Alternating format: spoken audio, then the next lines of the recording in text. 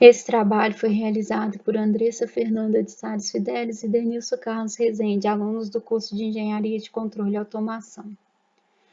Quando foi proposto o trabalho, nós decidimos que queríamos fazer algo que fosse voltado para a inclusão, então chegamos na questão da deficiência auditiva.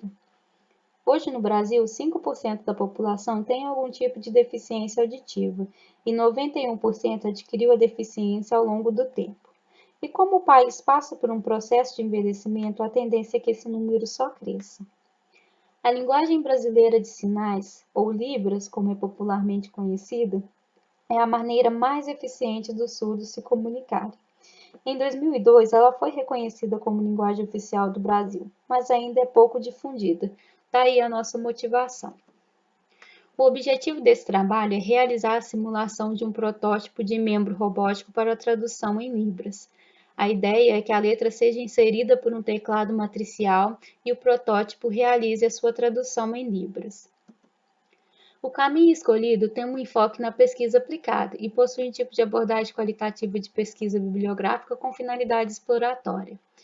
Para a fundamentação do nosso trabalho, nós estudamos as questões relacionadas à deficiência auditiva, à linguagem brasileira de sinais, os robôs humanoides, que é como se classificam os membros artificiais, os robôs como artefatos mediadores na educação, que é quando a robótica é aplicada no início da vida escolar, a mão humana, sua estrutura óssea, sua musculatura e o seu funcionamento, e o estado da arte, que são projetos já relacionados ao tema que já foram aplicados.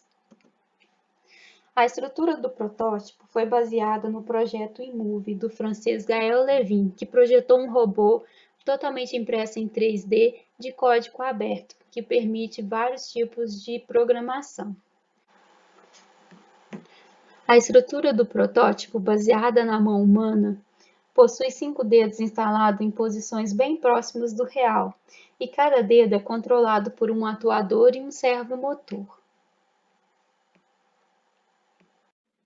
A escolha de um teclado matricial de 12 teclas para o uso no nosso trabalho se deu por dois motivos.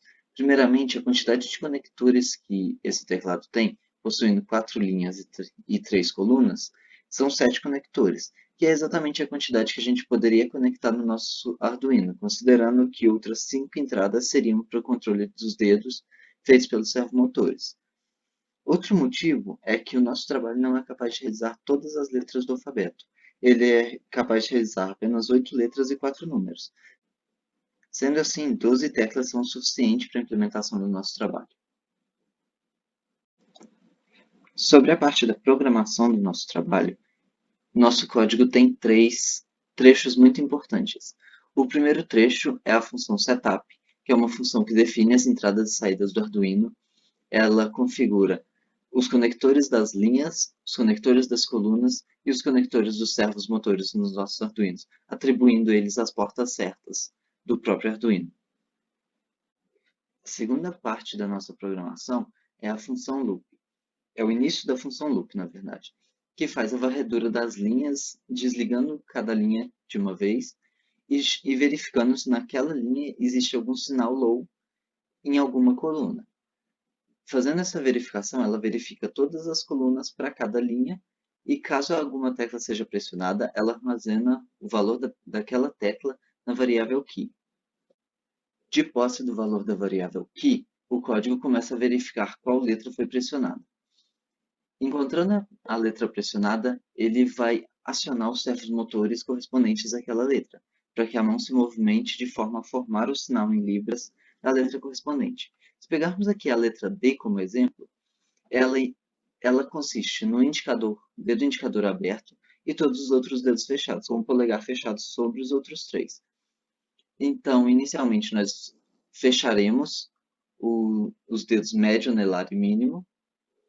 Em seguida, fecharemos o polegar sobre eles. Tem-se um delay de 3 segundos para que o sinal se mantenha por 3 segundos. Em seguida, o polegar é aberto e os 3 outros dedos são abertos. Sobre a simulação do protótipo, nós usamos o software SolidWorks. Fizemos a montagem das peças disponibilizadas no site da eMove. Lá as peças estavam em formato .stl, que é para impressoras 3D. Quando convertemos para o formato do SolidWorks, eles perderam as referências que precisávamos para a simulação, referências como de concentricidade, de superfície, entre outras. Então, nós usamos arquivos disponibilizados no site GrabCAD, que tinha as peças já no formato certo. Nós montamos a maior parte dessas peças usando o ambiente de montagem de SolidWorks e depois configuramos e simulamos todas as letras que nosso trabalho faz. Para simular, nós utilizamos a ferramenta Controlador de Posicionamento e definimos cada posição que a mão deveria fazer, fechando as juntas dos dedos e controlando os ângulos. Sempre que um sinal usava tanto o polegar quanto algum outro dedo, o polegar era o último a se fechar, porque ele se fecha normalmente sobre os outros. O desenvolvimento desse projeto aguçou o interesse por questões de inclusão, bem como a dificuldade encontrada na difusão da linguagem brasileira de sinais e inicialização dos surdos na vida escolar. Para futuras intervenções, pode-se realizar a prototipação da mão, acrescida de um braço e movimentação de pulso, que eliminaria a limitação em projetar algumas das letras na linguagem de sinais que necessitam desses movimentos.